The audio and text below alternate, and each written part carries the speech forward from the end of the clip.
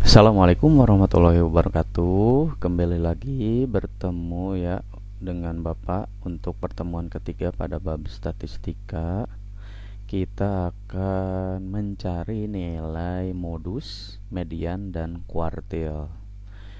Nah, sebelumnya Bapak akan share dulu tentang tujuan apa kompetensi dasar IPK dan tujuan pembelajaran kita pada hari ini, yaitu menentukan modus, median, dan kuartil. Kompetensi dasarnya sama seperti yang kemarin-kemarin. Memahami teknik penyajian data dua variabel menggunakan tabel, grafik batang, diagram lingkaran, dan grafik garis dengan komputer serta menganalisis hubungan antar variabel. Yang 4.7-nya mengumpulkan, mengolah, dan menginterpretasi dan menyajikan data hasil pengamatan dalam bentuk tabel. Oh iya, ininya yang ketiga ya, lupa ya. Terus ini 4.7.4 ya. Ini 3.14.3 yaitu menganalisis data untuk mendapatkan nilai modus,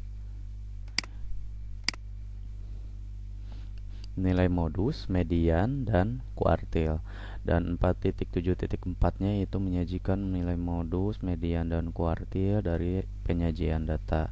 Nah, tujuan pembelajarannya sinkron ya dengan IPK yang sudah ditampilkan di atas, yaitu peserta didik ya, kalian ya diharapkan dapat menganalisis data untuk mendapatkan nilai modus, median, dan kuartil.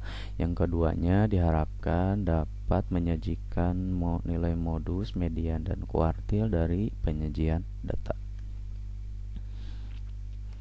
Oke, kita lanjut ya ke materinya.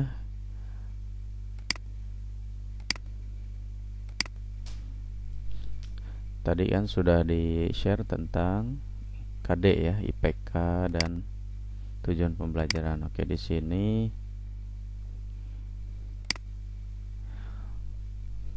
yang ketiga ya, menentukan nilai modus.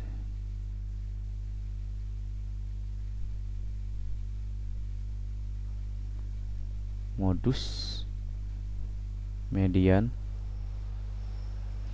dan kuartil. Oke, apa itu modus?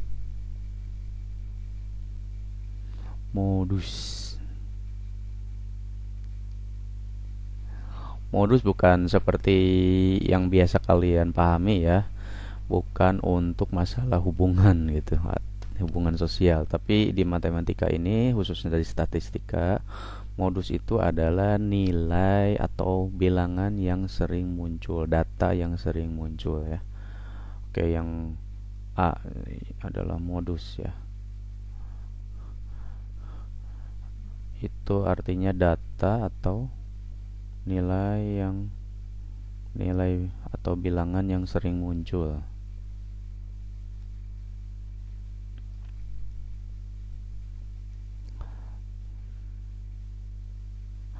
Oke.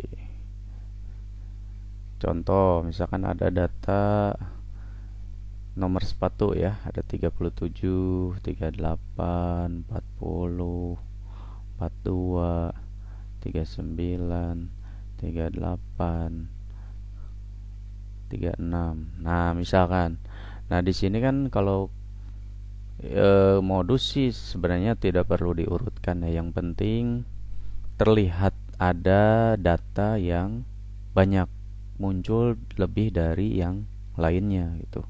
Oke, yang selain 38 itu hanya tertulis cuma satu kali kan datanya ya. Nah, sehingga mudah sekali ini, berarti nilai modusnya adalah 38 gitu. Gampang ya? Insya Allah gampang. Jadi kalau ada yang kedua misalkan ada 6, 7, 9, 8, 6, 9, 8. Oke, nah ini kan ada 7 ya datanya. Nah, 6-nya ada 2 ya. 8-nya juga ada 2. Nah, gimana nilai modusnya? Apakah 1 di antara 6 atau 8 atau dua-duanya? Nah, masalah untuk seperti ini karena jumlah munculnya sama-sama 2, berarti nilai modusnya juga dua-duanya saja ditulis gitu. Berarti modusnya 6 dan 8 gitu. Mudah ya? Insya Allah mudah. Kita lanjut ya untuk yang median kuartil ya.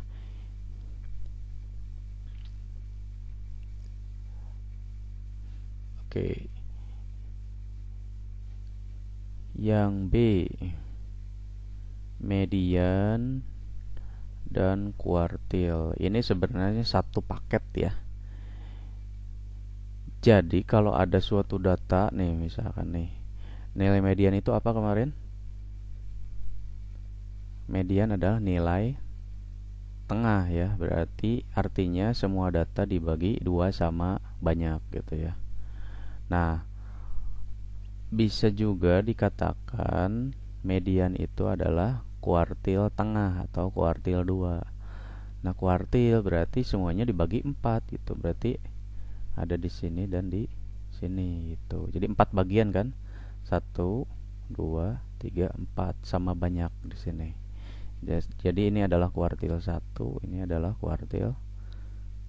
Nah, gitu ya. Kuartil bawah ya disebutnya.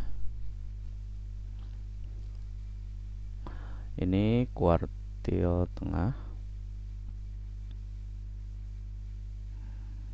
Ketiga adalah kuartil atas. Nah, yang tengah itu biasanya disebut median gitu. Kuartil atas ya. Kuartil tengah, median. Oke, kita ke contohnya di sini aja ya biar terlihat di pinggir ya. Misalkan ada data yang ganjil dulu deh. Misalkan ada 3 6. Ini misalkan sudah terurut ya. Jadi kalau ada data tidak terurut atau acak, kalian urutkan terlebih dahulu. Misalkan ini 8 9. Nah, ini kan ganjil ya, ada 5. Oke, berarti kalau kita membagi 2 sama besar, berarti median itu pas pada nilai tengah ya. Berarti ini adalah Q2 atau median. Nah, karena Q2-nya pas pada angka, artinya di sebelah kirinya ada 2 angka dan di sebelah kanannya ada 2 angka juga ya. Nah, sehingga untuk mencari nilai kuartil bawah, ya udah patokannya ini 2 angka di sini. Yang 7 tidak diikutkan karena dia sudah masuk ke Q2 gitu. Jadi antara 3 dan 6 kita bagi 2 lagi. Bagi 2-nya berarti ada di antaranya kan. Dan antara 8 9 juga itu adalah Q3. Nah, di mana kalau berada di antara dua bilangan, berarti kita bagi 2 aja, jumlahkan dulu ya. Berarti 3 ditambah 6 dibagi 2. Berarti sama dengan 4,5 ya. Sudah, berarti Q2-nya berapa tadi? 7. Q3-nya juga sama karena di antara dua bilangan, berarti kita jumlahkan dulu. 8 ditambah 9 dibagi 2 berarti 8,5. Seperti itu.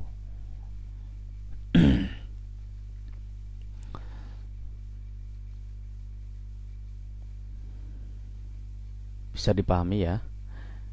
Coba ditelaah terlebih dahulu, pelan-pelan saja. Oke. Sudah ya, kita lanjut contoh kedua. Misalkan ada data kita yang kecil aja ya bilangannya. Misalkan 3 6 6 7 8 8 9 9 2 4 6 8. Nah, ini genap ya. Oke, karena ada genap ini berarti data 8 data genap ya.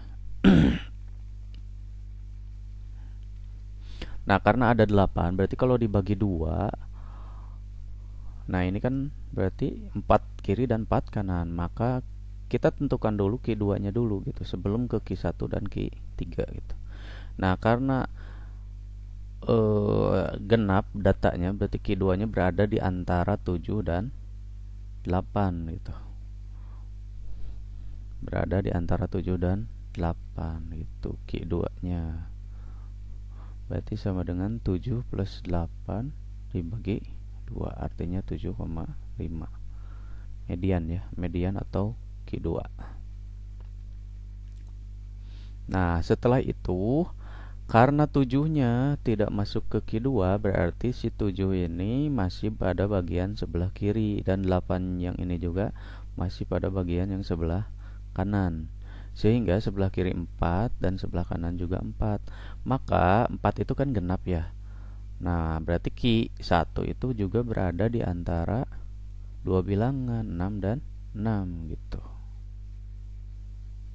Dan Q3 berada di antara 8 dan 9 gitu. Berarti Q1 itu, nah ini kebetulan udah sama, walaupun dibagi 2 tetap 6 ya. Nah, untuk yang Q3 berarti 8 ditambah 9 dibagi 2, berarti 8,5. Mudah-mudahan bisa ya.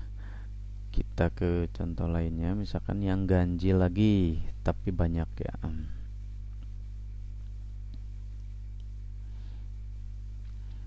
Oke, nomor 3.